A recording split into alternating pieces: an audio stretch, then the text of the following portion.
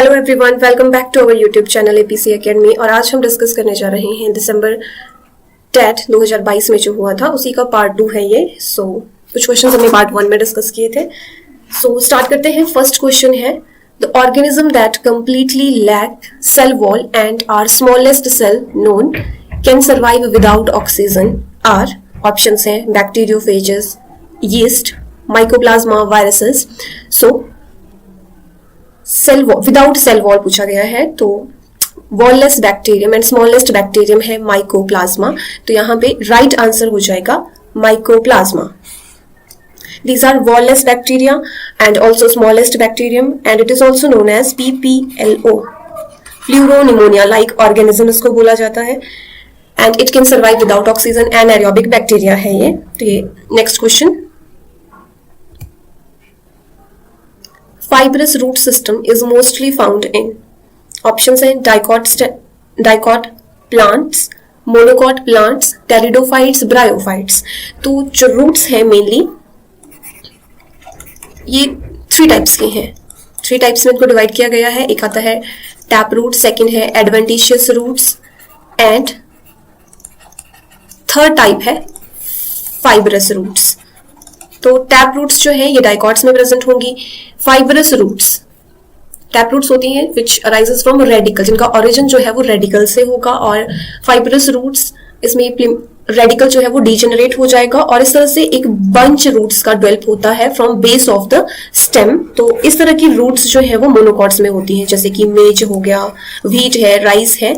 तो यहाँ पे राइट आंसर होगा फाइब्रस रूट सिस्टम का, मोनोकॉट प्लांट्स में ये प्रेजेंट होंगी। और बात करें एडवेंटिशियस रूट्स की, तो एडवेंटिशियस रूट्स जो है इनका ओरिजिन अदर देन रेडिकल होता है, मतलब कि स्टेम लीव्स से या फिर बर्ड से रूट की फॉर्मेशन होगी तो उनको एडवेंटिशियस रूट्स बोला जाता है, जैसे कि पिलर रूट्स होती हैं, स्टिल्ट रूट्स हैं, और ये मोनोकॉट्स और डाइकॉट्स दोनों में प्रेजेंट होंगी।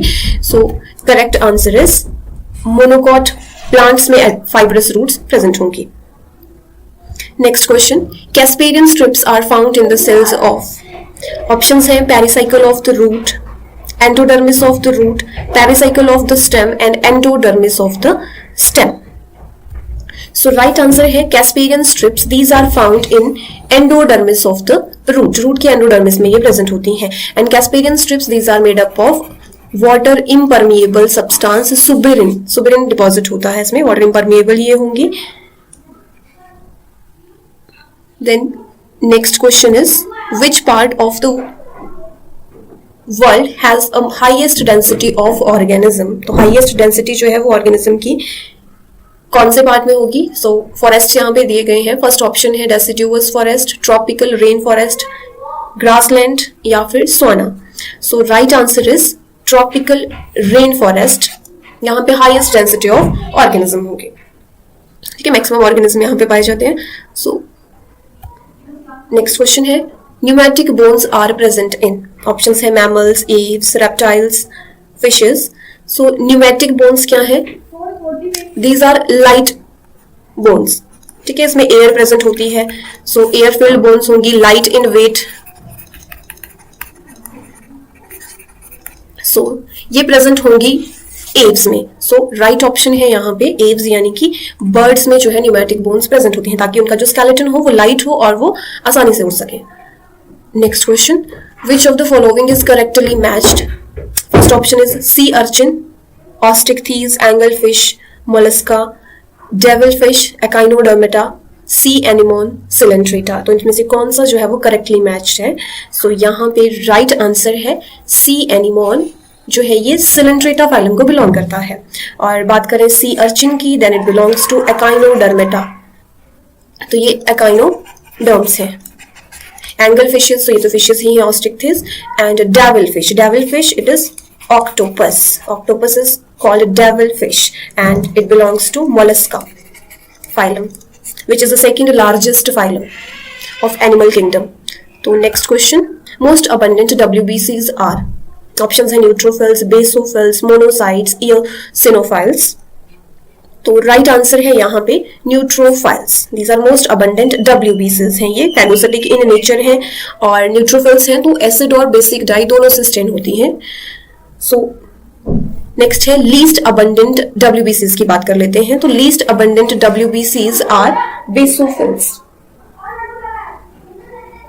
जो कि बेसिक डाई से स्टेन होंगी, एसिडोफिल से एसिडिक डाई से स्टेन होती हैं, और मोनोसाइट ऑप्शन है यहाँ पे monocytes. These are largest WBCs, मतलब अगर साइज वाइज पूछा जाए तो लार्जेस्ट WBCs है मोनोसाइट्स, और मोस्ट अबंडेंट है न्यूट्रोफिल्स एंड लीस्ट अबंडेंट है basophils. Then hemodialysis is most commonly used for treating renal calculi, uremia, edema and glycosuria. So hemodialysis, dialysis जो है ये किडनी से रिलेटेड है। तो hemodialysis it is most commonly used for treating uremia. Uremia means accumulation of urea in blood, and renal calculi means it is kidney stone. It is kidney stone. And edema क्या है? Swelling of body parts due to the accumulation of fluid, ठीक है, या फिर हम बोल सकते हैं ये फ्लूइड रिटेंशन है। देन नेक्स्ट है glycosuria, it is occurrence of glucose in urine, urine में ग्लूकोज की प्रेजेंस को बोला जाता है ग्लाइकोसूरिया। तो next question, pons is a part of fore brain, mid brain, hind brain या फिर spinal cord. So pons varolii it is a part of hind brain, ये हाइंड ब्रेन का पार्ट है। हाइंड ब्रेन के तीन parts हैं, first is pons, cerebellum, then medulla, medulla oblongata. तो ये हैं तीन पार्ट्स। और पॉन्स की अगर हम बात करें तो इसमें जो है वो न्यूमोटॉक्सिक रेस्पिरेटरी सेंटर प्रेजेंट होता है, न्यूमोटॉक्सिक रेस्पिरेटरी सेंटर।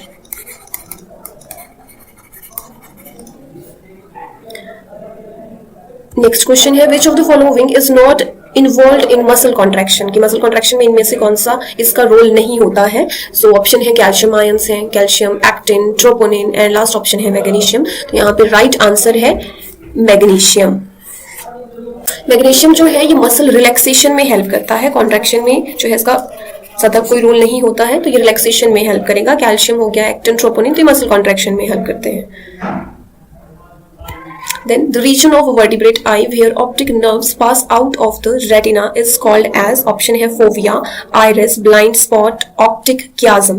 So ऐसा रीजन जहां से ऑप्टिक नर्व पास होती है रेटिना से या उसको लीव करेगी, then that region is blind spot. तो आंसर होगा यहाँ पे blind spot, जहां से optic nerves and blood vessels जो है एंटर करती हैं और लीव करेंगी।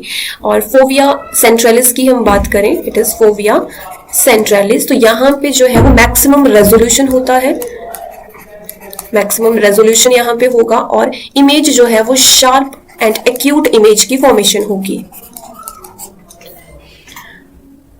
ब्लाइंड स्पॉट की थोड़ी सी बात कर लेते हैं। इसमें जो है वो फोटोसेंसिटिव सेल्स एब्सेंट होती हैं, यहाँ पे फोटोसेंसिटिव सेल्स एब्सेंट होंगी, मतलब कि कोई भी इमेज फॉर्मेशन नहीं होगी। Next question, Which of the following is not a feature of plasmid? इनमें से प्लाज्मिड की फीचर क्या नहीं है? तो ऑप्शन है circular structure, transferable, single stranded, independent replication. तो राइट आंसर रहेगा यहाँ पे नॉट अ फीचर पूछा गया है, तो सिंगल स्ट्रैंडेड नहीं होता है ये, ठीक है। प्लाज्मिड की बात करें तो जो प्लाज्मिड है it is a circular double stranded DNA molecule of prokaryotes. Prokaryotes means bacteria में जो डबल स्ट्रैंडेड सर्कुलर DNA है वो एज अ प्लाज्मिड एक्ट करेगा, उसको प्लाज्मिड बोला जाता है। और उसके कैरेक्टर क्या है? सर्कुलर है, ट्रांसफरेबल होता है, और हाँ ये सेल्फ रेप्लिकेटिंग यूनिट है, तो इंडिपेंडेंट रेप्लिकेशन भी शो करेगा। तो आंसर होगा यहाँ पे सिंगल स्ट्रैंडेड। और इसका यूज होता है ज्यादातर बायोटेक्नोलॉजी में, जेनेटिक इंजीनियरिंग परफॉर्म करने के लिए, रिकॉम्बिनेंट DNA टेक्नोलॉजी में यूज होगा। तो next question, catecholamines are, options हैं adrenaline, nor adrenaline hormone, hypothalamus and pituitary glands को बोला जाता है, thyroid and parathyroid glands, oxytocin and vasopressin hormone. So catecholamines जो है ये है adrenal and nor adrenal hormone को बोला जाता है, और इन्हीं को एपिनेफ्रिन और नॉर एपिनेफ्रिन भी बोला जाता है। सो राइट आंसर है यहाँ पे adrenaline and nor adrenaline hormones को कैटेकोलेमाइंस बोला जाएगा। एंड इसको सिक्रेशन जो है वो होगी एड्रिनल ग्लैंड से, adrenal gland which is also known as emergency gland. तो ये जो हॉर्मोन्स हैं कैटेकोलेमाइंस, इनको इमरजेंसी हॉर्मोन्स भी बोला जाएगा। फियर फ्लाइट की सिचुएशन में ये काम करेंगे, emergency hormone. The next question, grafted kidney may be rejected in the patient due to humoral immune system, cell mediated immune system, passive immune system, innate immune system. So right answer है यहाँ पे cell mediated immune system जो है ये इसको reject करेगा. तो cell mediated immune system की थोड़ी सी बात कर लेते हैं इसके बारे में. फर्स्ट, ये एंटीबॉडीज की फॉर्मेशन नहीं करता है जैसे कि ह्यूमोरल इम्यून सिस्टम है. इसमें क्या है कि एंटीबॉडीज बनती है जो डिफेंस मैकेनिज्म होगा या इम्यून सिस्टम काम करेगा. लेकिन सेल मीडिएटेड इम्यून सिस्टम में जो है ये क्या करेगा, activation of phagocyte. It activates phagocytes and T lymphocytes. T lymphocytes और टी सेल्स को ये एक्टिवेट कर देगा ताकि ये रिलीज करें cytotoxin. And this cytotoxin it acts against foreign particle. तो ये फॉरेन पार्टिकल के अगेंस्ट काम करेगा, जैसे कि हम एंटीजन बोल सकते हैं. तो नेक्स्ट क्वेश्चन की बात करते हैं. Interferons are synthesized in response to mycoplasma, bacteria, viruses या फिर फंजाई. तो इंटरफेरॉन्स ये हैं एंटीवायरल प्रोटीन्स. ठीक है, एंटीवायरल प्रोटीन्स हैं. तो ये किसके रिस्पॉन्स में सिंथेसाइज होंगे, वायरसेस के. सो राइट आंसर है यहाँ पे viruses. These are antiviral proteins which are secreted by virus infected cells. जो वायरस इन्फेक्टेड सेल्स हैं वो सिक्रेट करते हैं इंटरफेरॉन को, which protect non-infected cells from further viral infection. Next question is, human insulin is being commercially produced from a transgenic species of. Option है rhizobium, Saccharomyces, Escherichia, Mycobacterium. तो right option है यहाँ पे Escherichia, that is Escherichia और E. coli. Transgenic species से तैयार की गई है ह्यूमन इंसुलिन. और हम बात करें, its trade name is Humulin. Humulin means synthetic insulin. ये है synthetic insulin. एली लिली जो है वो फार्मास्यूटिकल कंपनी है जिसने इसको तैयार किया था, Eli Lilly. Next question, in recombinant DNA technology antibiotics are used as. Options हैं as a selectable marker to keep the medium bacteria free, to detect alien DNA, to impart disease resistant to the host. Right answer है यहाँ पे recombinant DNA technology में antibiotics जो है ये use की जाएंगी एज अ सेलेक्टेबल मार्कर. तो सेलेक्टेबल मार्कर क्या है, इट इज अ जीन. और ये 2 टाइप्स का हो सकता है. मतलब हम सेलेक्टेबल मार्कर जो यूज करेंगे उसमें एक तो क्या है, एंटीबायोटिक्स होंगी. ठीक है, एंटीबायोटिक रेसिस्टेंट जीन यूज की जा सकती हैं और रेसिस्टेंट जीन्स. और दूसरा है यहाँ पे एंजाइम प्रोड्यूसिंग जीन्स. इनका यूज होगा एज अ सेलेक्टेबल मार्कर. और सेलेक्टेबल मार्कर का फंक्शन क्या है, तो सेलेक्टेबल मार्कर जो है ये आइडेंटिफाई करता है रिकॉम्बिनेंट को फ्रॉम नॉन रिकॉम्बिनेंट. ठीक है, रिकॉम्बिनेंट डीएनए टेक्नोलॉजी है और रिकॉम्बिनेंट को नॉन रिकॉम्बिनेंट से ये आइडेंटिफाई करेगा, ये डिस्टिंग्विश करेगा. तो अब बात करेंगे नेक्स्ट क्वेश्चन की. Venereal diseases can be spread by through using sterile needle, then transfusion of blood from infected person, infected mother to fetus, या फिर both B and C. ये जो venereal diseases हैं these are STDs या फिर हम बोल सकते हैं STI, sexually transmitted infection और sexually transmitted diseases हैं ये. ठीक है, तो इनका जो ट्रांसमिशन होता है ये होगा through transfusion of blood from infected person और दूसरा है इन्फेक्टेड मदर से फीटस में भी ट्रांसफर हो सकता है. तो यहाँ पे आंसर रहेगा both B and C. Then next question, Wax gland present in the ear canal is called sweat gland, prostate gland, Cowper's gland, sebaceous gland. So wax gland in ear, it is sebaceous gland. यहाँ पे answer होगा sebaceous gland और ceruminous glands.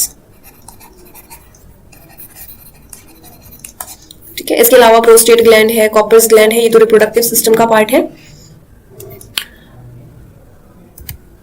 Thanks for watching the video. If you found this video helpful, please like, share and subscribe our channel.